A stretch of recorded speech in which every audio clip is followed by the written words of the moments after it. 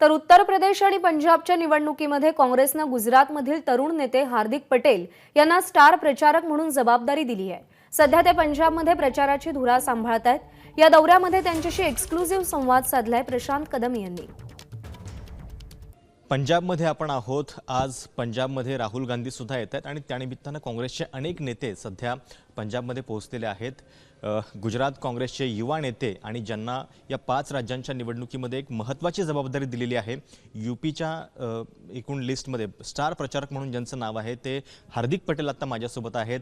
आता मी आहोत चंडीगढ़। हार्दिक भाई, पंजाब में आप पहुंचे हैं, 5 राज्यों के चुनाव हो रहे हैं, इसमें कैसे देखते हैं आप कांग्रेस की स्थिति, खास करके पंजाब में जहां पे आपकी सरकार थी और आपको ये सरकार फिर से लानी है, क्या इसको वापस ला पाएंगे? पूरे देश में कांग्रेस पार्टी को लेकर इन 5 स्टेटों में अच्छा माहौल भी है और जनता का प्यार भी है। बात रही पंजाब की, तो पंजाब में पूरे 5 साल का कांग्रेस पार्टी का जो शासन रहा है वो यहाँ के गांव के उस परिवार के लिए रहा है जो परिवार सरकार से अपेक्षाएं रखती है। और ख़ास तौर पर पिछले हम 4-5 महीने की बात करें, हमारे जो नए मुख्यमंत्री ने जब शपथ ली चन्नी साहब ने, उसके बाद भी जो अपेक्षाएं जनता की सरकार पर होती है वो अपेक्षाओं को पूरा करने का काम भी यहाँ पर हुआ है। और सब लोग जो बात करते हैं, कल भी मैंने कुछ लोगों से मिले थे जो पंजाब के रहने वाले लोग हैं, जो पंजाब को बहुत अच्छी तरह से समझते, उन लोगों ने भी कहा कि पिछले 5 महीने में जिस तरह से काम चन्नी साहब ने किया है वो भी एक लाजवाब काम है। और लोगों की अपेक्षा भी यही कि कांग्रेस पार्टी ने जो वादा हमें 2017 में दिया था उन वादों को पूरा करने में वो सक्षम भी रहे और उस काम को उसने पूरा भी किया है। बात रही यहाँ पर बाकी पार्टियों की, तो हम तो बहुत अच्छी तरह से जानते हैं कि जहाँ भारतीय जनता पार्टी कमज़ोर होती है वो वहाँ तीसरी पार्टियों को मजबूत करने का काम करती है। दूसरे स्टेटों में भी हमने ये पूरा माहौल देखा है। लेकिन एक बात बहुत तय है कि किसान आंदोलन की बात हो, नौजवानों की बात हो, 2 दिन पहले प्रयागराज और बिहार में जो रेल भर्ती के लिए भी जो आंदोलन चल रहा है उसकी बात हो, इन सारे मुद्दों को लेकर जनता एक बात तो तय कर चुकी है कि भारतीय जनता पार्टी के पास किसी भी प्रकार की नीति नहीं है जिस नीति के आधार पर वो जनता को कुछ दे सके। और पंजाब में कहाँ है भारतीय जनता पार्टी? जिन 700 किसानों की हत्या भारतीय जनता पार्टी के शासन के दौरान हुई है, उस किसानों की आंखों में आज भी आंसू निकल रहे हैं। और वो सब जानते हैं कि आपने 3 काले कानून गलत तरीके से लागू किए थे, फिर आपको लगा कि चुनाव आ रहे हैं, चलो वापस लेने चाहिए तो वापस ले लिए।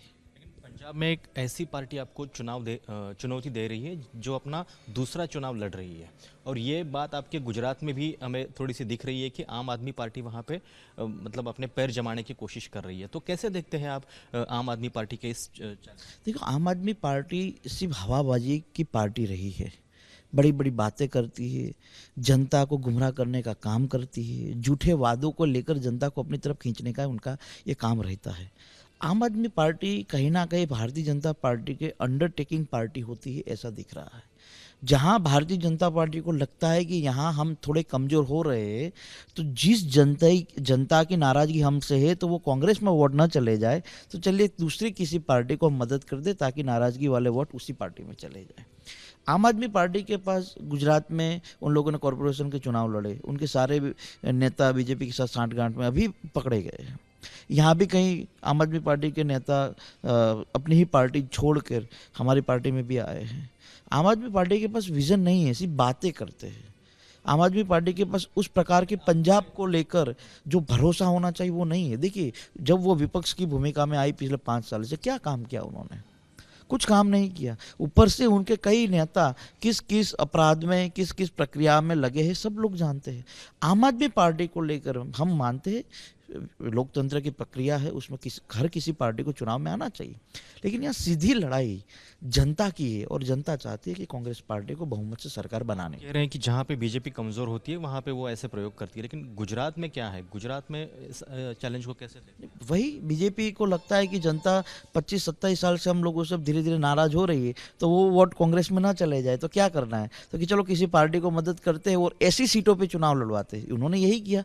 सूरत के अंदर इस बार हमारा आंदोलन और सब कुछ मजबूत था, तो कॉरपोरेशन में जानबूझकर उन लोगों ने चुनाव लड़ा और कांग्रेस का पूरा वोट ले गए।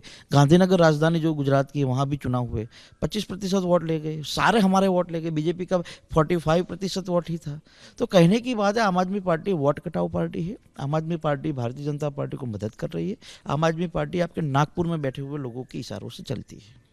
हार्दिक भाई, एक ऐसे माहौल में चुनाव हो रहे हैं जब कांग्रेस पार्टी के लिए चैलेंजेस बढ़ते जा रहे हैं। मतलब हमने देखा कि आरपीएन सिंह अभी कांग्रेस छोड़कर चले गए, इसके पहले जितेंद्र प्रसाद चले गए थे, ज्योतिरादित्य सिंधिया चले गए थे, और आप जैसे लोग हैं, आप है, कन्हैया है, जिग्नेश है, वो कांग्रेस में अभी आ गए हैं। तो कैसे देखते हैं इस पूरे कांग्रेस के परिवर्तन को? देखिए, कांग्रेस में रहकर कमज़ोर लोग लड़ाई नहीं लड़ सकते। आज़ादी की भी लड़ाई के वक्त कई लोगों ने कांग्रेस के खिलाफ रहकर अंग्रेज़ों के साथ बैठना पसंद किया था। आज भी वही मसला है। देखिए, पूरे देश में जहां भारतीय जनता पार्टी हर किसी जनता के मुद्दों को ख़त्म करके सिर्फ अपनी वोट बैंक बचाने के चक्कर में इस देश को बर्बाद कर रही, तब कांग्रेस पार्टी इस देश को बचाने के लिए, जनहित के मुद्दों को बचाने के लिए लड़ रहे हैं। और ऐसे समय में मजबूत लोग जो इस देश के लिए लड़ सके, उन लोगों की कांग्रेस पार्टी में ज़रूरत है। और स्वाभाविक रूप से सिंधिया जी हो या आरपीएन सिंह जी, जितेंद्र प्रसाद जी, इन सभी लोगों को केंद्रीय मंत्री बनाया गया था। जितेंद्र प्रसाद जी एक बार चुनाव जीते, कैबिनेट मंत्री बना दिया गया। आरपीएन सिंह चुनाव जीते, उनको मंत्री बना दिया गया। आज कांग्रेस पार्टी थोड़े संघर्ष में है, तो कांग्रेस पार्टी की मदद करनी चाहिए। राहुल गांधी जी का सपना है या नौजवानों को साथ लेकर एक नए भारत के निर्माण के लिए सबको साथ मिलकर काम करना पड़ेगा।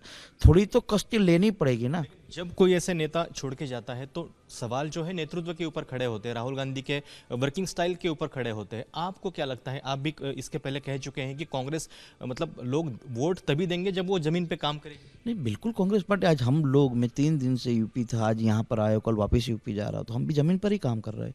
कांग्रेस पार्टी की विचारधारा के आधार पर चलती हुई पार्टी है। मैंने बहुत स्पष्ट कहा है, और इस मामले में मैं बहुत स्पष्ट वक्ता भी रहा हूँ कि एक हॉल में अगर कांग्रेस पार्टी के सारे नेता बैठेंगे और मान लीजिए कि वो हॉल भी टूट कर गिर जाए और सब लोगों की डेथ हो जाए, फिर भी कांग्रेस पार्टी खत्म नहीं होगी, क्योंकि ये विचारधारा से चलती हुई पार्टी है। आज 27 साल से हम गुजरात के अंदर हमारी सरकार नहीं है, फिर भी हम 1.25 करोड़ वोट लोग देते हैं। क्यों? क्योंकि विचारधारा को पसंद करते, गांधी को, नेहरू को, सरदार को, सुभाष चंद्र बोस को पसंद करते लोग। और आगे आगे देखिए, कांग्रेस पार्टी पूरी मजबूती से हर गांव में जाएगी, हर शहर में जाएगी, एक नई विचारधारा के साथ लोगों को अपने साथ जोड़ने का काम करेगी। और आप और हम सब जानते हैं, बॉस, कोई बोलता नहीं है कि कांग्रेस पार्टी के पास ही वो नीति थी जो नीति से इस देश को आगे बढ़ाने का काम हुआ है। यूपी में स्टार प्रचारक है, वहाँ पे बीजेपी के लिए मतलब कई सारी चुनौतियां हैं। कल अमित शाह जाट नेताओं से जाकर मिले, उन्होंने अपील भी की कि जाट तो हमारे साथ 650 सालों से रहे हैं।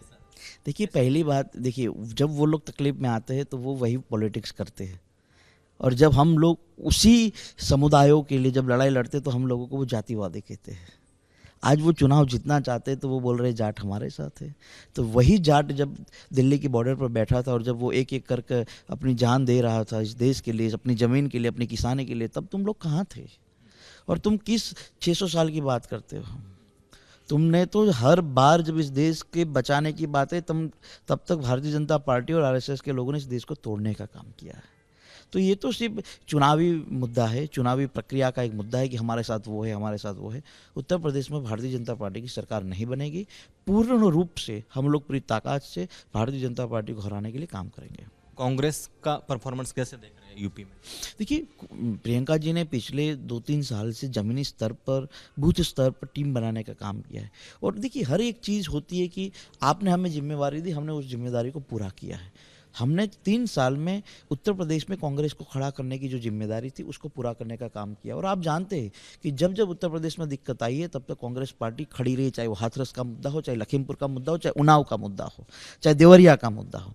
तो हर मुद्दे पर कांग्रेस पार्टी ने अपनी जिम्मेवारी निभाई और मुझे भरोसा है कि जनता भी अपनी जिम्मेवारी निभाएगी। 80-20 का समीकरण बताया जा रहा है, मंदिर की बात होगी, फिर इसको कैसे? देखिए, हमारी संस्कृति तो हमें ये कहती है कि हम सब एक है, हमारी मानवता एक है और हम एक दूसरे की मदद करनी है। भारतीय जनता पार्टी पूरे चुनाव में क्यों अपने 5 साल का रिपोर्ट कार्ड लेकर नहीं आ रही है? 5 साल में कितने लोगों को रोजगार दी? 5 साल में कितने किसानों को गन्ना का बकाया चुकाया आप लोगों ने? 5 साल के भीतर कितनी महिलाओं की सुरक्षा आप लोगों ने की? 5 साल के भीतर कितने नए डेवलपमेंट किए? बताइए। जितने भी डेवलपमेंट हुए वो यूपीए गवर्नमेंट के टाइम जो भी प्रोजेक्ट लागू हुए तो वो धीरे धीरे खत्म हो रहे हैं, उसकी ही आप पट्टियाँ काट रहे हैं। तो 5 साल के विकास की बात क्यों नहीं हो रही? क्यों हिंदू मुसलमान की बात हो रही है? क्यों जातीय आधार और धर्म के आधार पर चुनाव लड़े जाते हैं? ये सबसे दुख की बात है। आज भी हमारा देश नहीं जागरूक होगा इस मुद्दे को लेकर, नौजवान अगर जागरूक नहीं होगा तो फिर आने वाले दिनों में रोजगारी की बात कहाँ से होगी? आने वाले दिनों में IIT IIM बनाने की बात कहाँ से होगी? इन 5 राज्यों के बाद सबकी नज़र तो गुजरात पे होगी। क्या गुजरात में मिड टर्म चुनाव होने जा रहे हैं? ऐसी खबरें आई थी। भारतीय जनता पार्टी को अगर लगेगा कि हम चुनाव हार रहे हैं तो कुछ भी कर सकती है, लेकिन जितना मैं भारतीय जनता पार्टी को जितना समझता हूँ, वो एक दिन पहले सत्ता कभी नहीं छोड़ती, तो वो नहीं चुनाव कराएगी। लेकिन हम पूरी तरह से तैयार हैं गुजरात में। अरे तब जब हम लड़े थे तब 21 साल के थे, आज हम 27 साल के हुए हैं। पूरी ताकत से लड़ेंगे, पूरा गुजरात उनके खिलाफ है। और आप सब जानते हैं कि गुजरात की स्थिति क्या है। सिर्फ बड़ी बड़ी बातें करना, हवा में बातें घुमाना, उससे देश नहीं चलता, उससे सरकारें नहीं चलती। सरकार चलानी है तो जनहित की बात करें, सरकार चलानी है तो गाँव की बात करें, सरकार चलानी हो तो इस देश की बात करें। एक आखिरी सवाल, ये जो सारे लोग चले गए कांग्रेस छोड़कर, इनको राहुल गांधी की टीम के नेता मतलब कहा जाता था। आज एक नई टीम बन रही है, आप हो, कन्हैया है, जिग्नेश मेवाणी हो, तो क्या ये नई टीम कांग्रेस? ये कांग्रेस की टीम है। ये कांग्रेस के साथ खड़े रहकर इस देश को बचाने की टीम है। सरदार पटेल जी हो, नेहरू जी हो, पंडित महात्मा गांधी जी, इन सब लोगों ने एक टीम बनाई थी इस देश को बचाने के लिए। और आज हम लोग एकजुट हो रहे हैं, एक साथ खड़े हैं, सिर्फ इसीलिए क्योंकि इस देश को बचाना है। हमारे जो पूर्वजों ने भूमिकाएं निभाई थी इस देश के लिए, वही भूमिका हम लोगों को निभानी है। हम राहुल जी के साथ खड़े हैं, हम कांग्रेस के साथ खड़े हैं। क्यों? क्योंकि उनकी विचारधारा अच्छी है, वो व्यक्तित्व अच्छे है और उनके पास एक विजन है इस देश को लेकर। प्रधानमंत्री पंजाब में आए थे तो बहुत बड़ा बवाल हुआ था, उन्होंने कहा था कि मेरी जान को खतरा। देखिए, ये पंजाब है। हमने जितने तिरंगे नहीं देखे ना, उतने तिरंगे में तो पंजाब के बेटे हर दिन लिपट के आते हैं। पंजाब की देशभक्ति पर सवाल नहीं करने चाहिए। और प्रधानमंत्री जी कैसे बेवकूफ़ भरी बातें करते कि मेरी जान खतरे में है। अरे भाई साहब, आप देश के प्रधानमंत्री हैं, आपके पास इतनी सिक्योरिटी चलती है, और वीडियो का जब चेक करेंगे भारतीय जनता पार्टी के ही कार्यकर्ता उसके पास है। तो ये पूरा चुनावी मुद्दा था, और चुनावी मुद्दे से बड़ी थी उनकी रैली में कोई पब्लिक नहीं आई थी, और इसीलिए उन्होंने कहा कि अब नहीं कुछ। और नाटक करने में तो भारतीय जनता पार्टी और केजरीवाल की पार्टी तो मास्टर है, कैसे नाटक करना है, कैसे लोगों को गुमराह करवाना है। तो ये सब लोग, लेकिन देखिए आप चन्नी जी ईमानदारी से क्या बोलेंगे। हाँ, मैं इस राज्य का मुख्यमंत्री हूँ, अगर आपकी जान को खतरा है तो सबसे पहले मैं उसके लिए खड़ा रहूँगा। तो हमने ईमानदारी निभाई है। आप ये सोचिए कि चन्नी साहब को सोनिया जी ने लेटर लिखा कि भाई आपके स्टेट में हुआ है, आप इस पर जांच करवाए। क्या भारतीय जनता पार्टी ये कर सकती है? क्या भारतीय जनता पार्टी वाले गुजरात जैसे स्टेटों में हम लोगों की जान खतरे में थी, हम लोगों पर राजद्रोह के मुकदमे लगाए गए, तो कभी नरेंद्र मोदी जी ने कहा कि भाई हाँ तुम लोग गलत कर रहे हो? ये तो सोच की बात है। हमारी सोच बड़ी है तो हम अच्छा काम करने के लिए निकले हैं। तर हे होते काँग्रेसचे युवा नेते हार्दिक पटेल. पंजाबच्या म्हणजे निवडणुकीमध्ये ते आलेले आहेत. इथं काही जिल्ह्यांची जबाबदारीसुद्धा त्यांच्याकडे आहे आणि स्टार प्रचारकसुद्धा आहेत उत्तर प्रदेशच्या निवडणुकीमध्ये. काय काँग्रेसची पुढची रणनीती असणार आहे आणि कशा पद्धतीने परफॉर्मन्स राहील याच्याबद्दल सविस्तर त्यांनी आपल्याशी बातचीत केली. कॅमेरामॅन वेद पांडेसह प्रशांत कदम, एबीपी माझा, नवी दिल्ली. एबीपी माझा, उघडा डोळे बघा नीट.